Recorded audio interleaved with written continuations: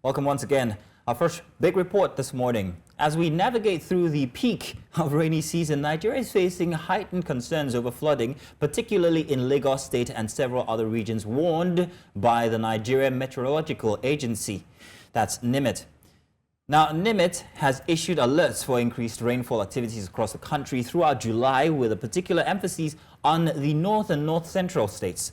This forecast includes predictions of both intensified and more frequent downpours in the south, where cities are likely to experience cooler temperatures due to persistent cloudy conditions. Now, however, alongside these predictions of heavy rains, NiMet has also cautioned about potential dry spells affecting central and northern states by the end of the month.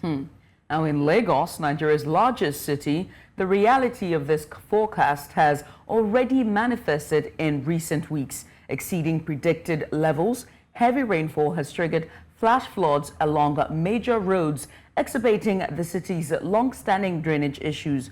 Now, just earlier this month, torrential downpours left many motorists and residents stranded in stagnant flood waters, severely affecting areas along and around Iyanoworo and Olokpo-Meji, prompting urgent calls for motorists to seek alternative routes. Now, during this week, our correspondent Bettinah was out, and she also had a report on that, which we're going to discuss during the course of this program. Now, we're joined by Bettinah Nwelih herself, the reporter on that bit, and of course she's joining us to talk about exactly how the instance played out through the entire week. Bettinah, good morning. Good to have you. Good morning, thank you so much for having me.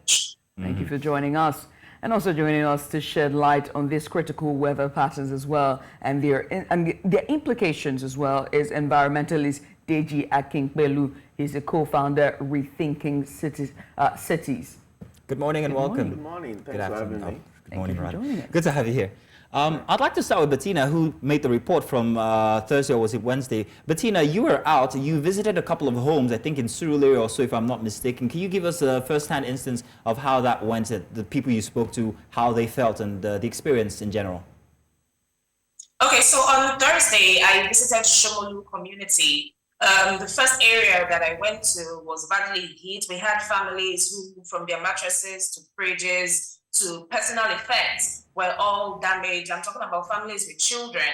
Somebody described the situation to me as praying to God for a waterbed and then waking up in a pool of water in the middle of the night. And then yesterday, I visited another area in the same Shomolu, and discovered that another man's fence was pulled down from the pressure of the floods because his house is situated just behind a canal. Now, this same flood took his dog, who means a lot to him, and he was very sad about that. And then we also had another canal region in the same Shomolu, which kind of portrayed a bit of what the problems were to us. Now, earlier in February, the government, NAFDAC, had put a ban on sachet alcohol because of the environmental menace it was portraying. But this particular canal that I visited in Shomolu yesterday, you would see loads and packs of sachet alcohol that has clogged the drainages of that canal. Now, people around there also mentioned how the government hasn't been there to clean up the canal in a while, which may also result to the flooding that we are facing currently. They say that this is not the first time flooding has happened, but it has been a long time since they had this volume of floods disturb them in that region. So it's quite heartbreaking to see that, the government is working hard. I must commend them on that. I've seen the Minister of Environment moving around. But at the same time, I think more still needs to be done. And individuals, you and I, need to take responsibility for all these things. But when we say, oh, the government must do this or do that, the governments are not the ones coming to our backyards to plug these canals, to plug our gutters. So we also have to take responsibility. I think from the government, from citizens, we all need to work together to make sure that we conquer this menace. If not, I'm afraid what will happen the next time we have this amount of rainfall in Lagos. Wow.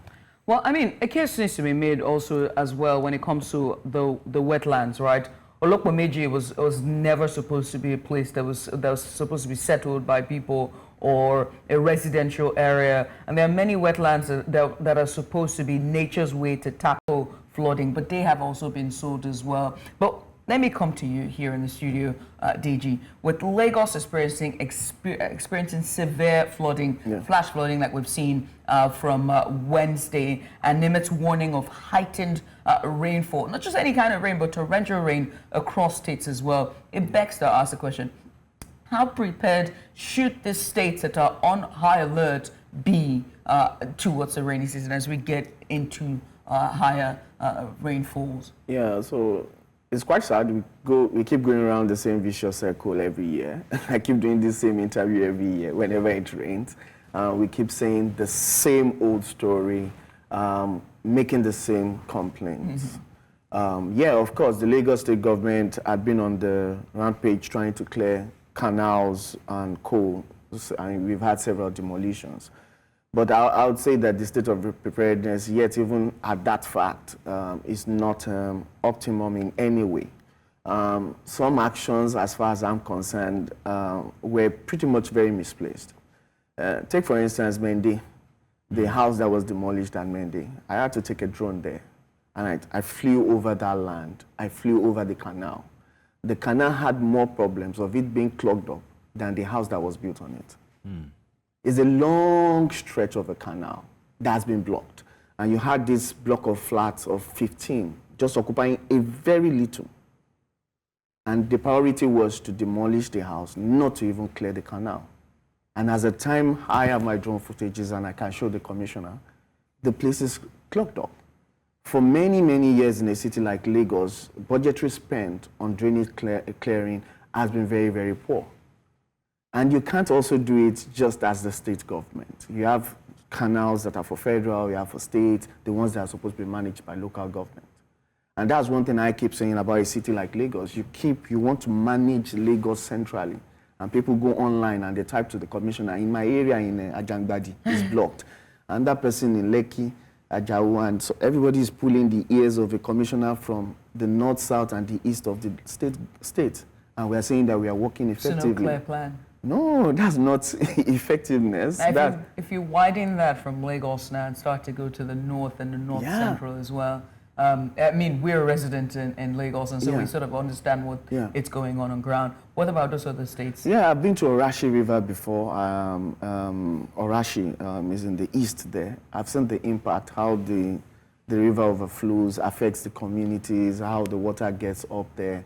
To me, I think it's just some window dressing and lip service that we see more of. And people just making claims and saying, you mentioned wetland. And the Lagos State Commissioner for Environment said emphatically that Lagos has a wetland policy. Please, let us publish that policy. Let us see it. Because the last I know of that policy was a draft in 2027, where a public gathering, a public hearing was held. The document today has not come live, which will stipulate how our wetlands are going to be protected.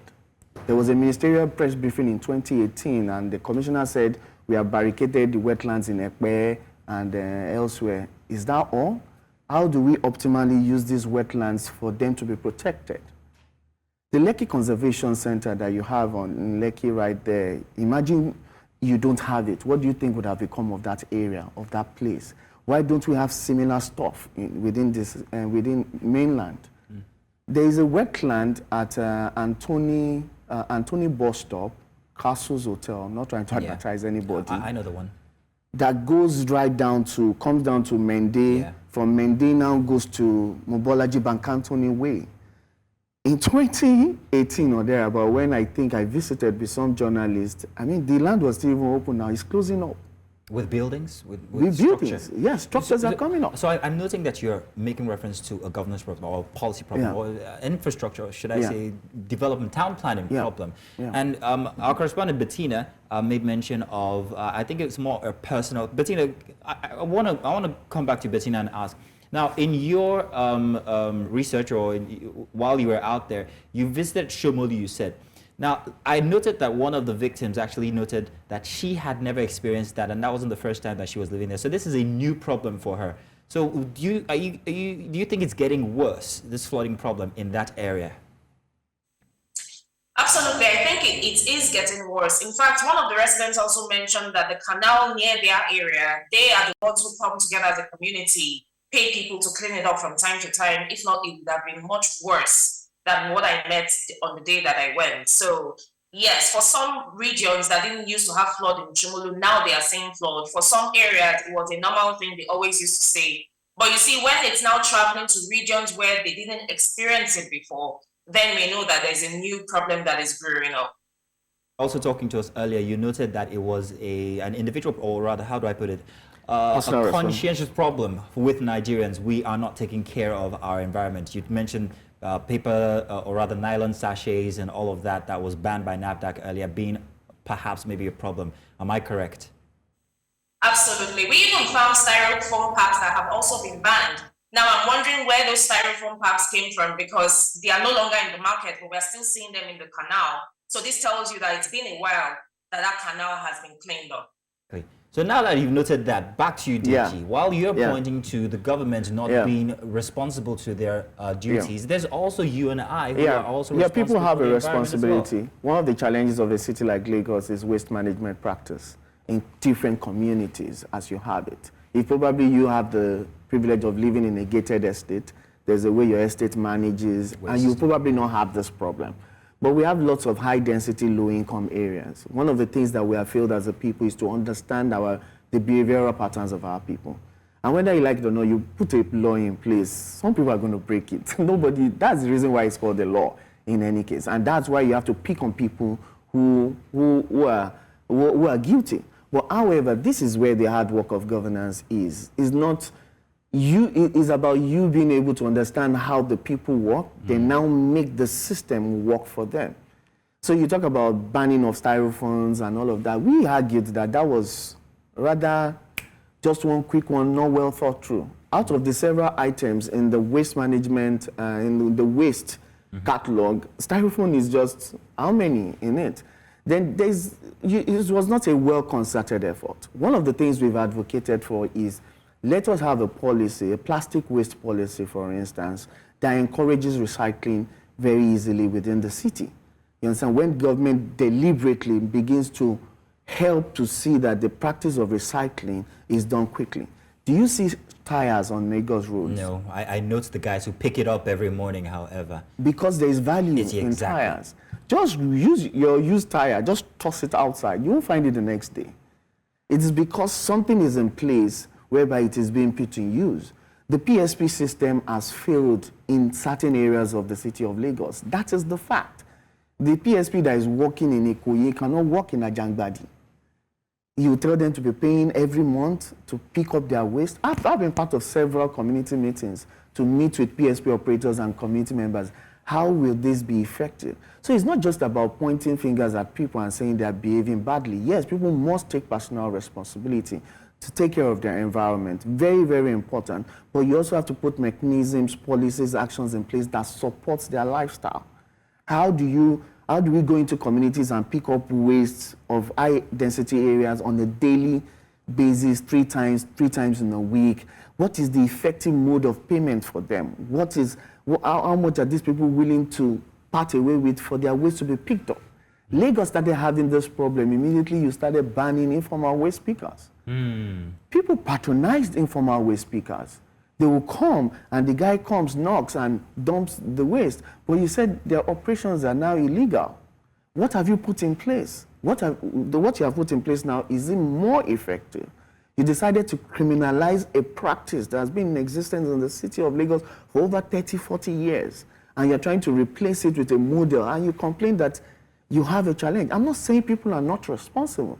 What has even become a pattern for a lot of PSPs is that in a lot of communities, there's this thing about they bring up their waste to the median and then the truck will come and pick it up.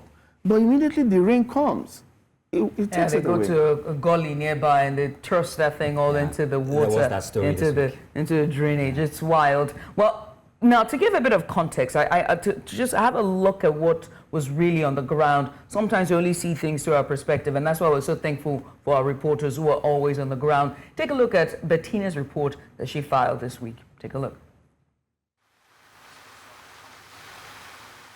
This week, Lagos has been battered by relentless rain and severe flooding, throwing daily life into chaos and sparking serious concerns. The torrential downpours began early Monday morning and have hardly let up since, inundating several parts of the state and causing widespread disruption.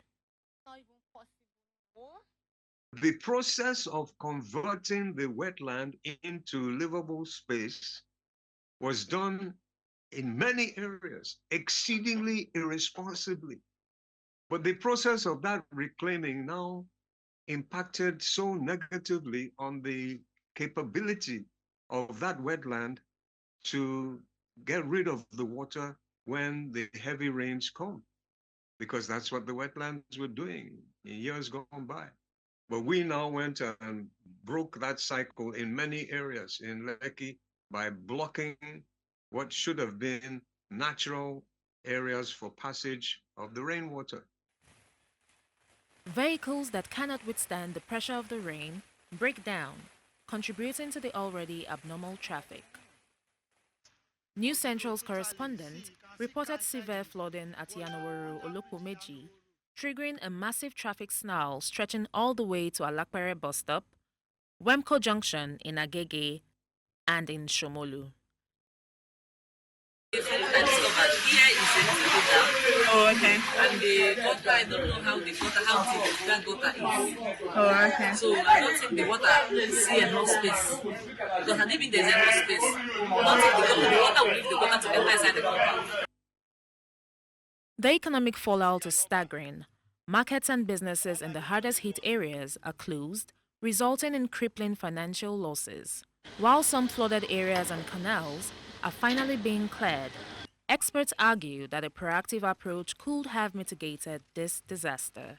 But what you sow is what you reap. So you, individual out there, for your neighbor's sake, do not throw your plastic on the road again. Even if you have to put it in your pocket, put it in your pocket. My God, until you find somewhere where you can put those little plastic bags in a safe place, some kind of dustbin like this. Because if you throw it on the road, it's going to go and block the drain. That can now cause flooding, which could end up killing somebody, and you will get the consequences. On July 1, the Nigerian Meteorological Agency issued an alert on its X handle, predicting a significant surge in rainfall intensity and frequency across northern and north-central states. The agency cautioned citizens to brace for more downpours in the coming days, urging everyone to stay informed with weather updates and take necessary precautions. Despite the challenges, the resilient spirit of Lagos remains unshaken as residents eagerly await decisive action from the government to rescue their state. In Lagos, for News Central, Bettinah Nwelih. And that report today was from Bettinah Nwelih there from rainfalls, flash flooding that we saw from torrential rainfalls from the early hours of Wednesday all the way. It was a rainy Wednesday right here in the city of Lagos. And afterwards were warnings from NiMet alerting the several states that there will be torrential rains.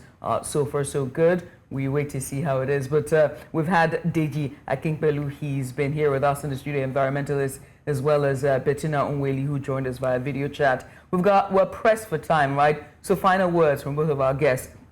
Lasting solutions moving forward. I'll start with you, Bettinah. Okay, so I would say that I'm of the belief that we human beings are naturally rebellious by nature. So until we have consequences for our actions, we will not do the right thing. So in terms of throwing trash outside and plugging the drainages, I think the government needs to place consequences on this action, just like how it was when people crossed the roads and the airport. When you throw stuff out from the bus, from your vehicle, or just even walking, I think people need consequences for their actions, and then we can now move ahead to create a better Lagos. Deji. Yeah, oh, thank you. Well, I'll take it maybe from where she stopped. I think for me, I think we need to be more deliberate about the actions being taken by the government, in the sense that we need to begin to be more conscious of how we want to do our flood risk assessment in the city of Lagos. A flood risk assessment needs to be conducted, and infrastructure needs to be put in place. Not window dressing, not you trying to make it look like you're walking, but we deliberately putting things out there and saying, oh, these are the dangers that we are facing. These are the new emerging areas that are likely to be flooded, and also setting ahead emergency response procedure. So it's not just about you announcing to people, it's going to flood, leave where you are. No, what is government's emergency response to what is about to happen? We will begin to see new places where flood will happen unexpectedly, but how are you helping the people? Where can they call? Where are the temporary homes that people can move into if you have a situation? So it's a global problem, but we need to begin to look for local solutions. I want to say thank you very much to Deji Akinpelu, and also thank you very much to you, Bettinah, out there, our water bender. Looking forward to seeing you back at work maybe Monday. Enjoy your weekend, and thank you very much again. Thank you so much for coming. Andrew, thank you so much. You're welcome.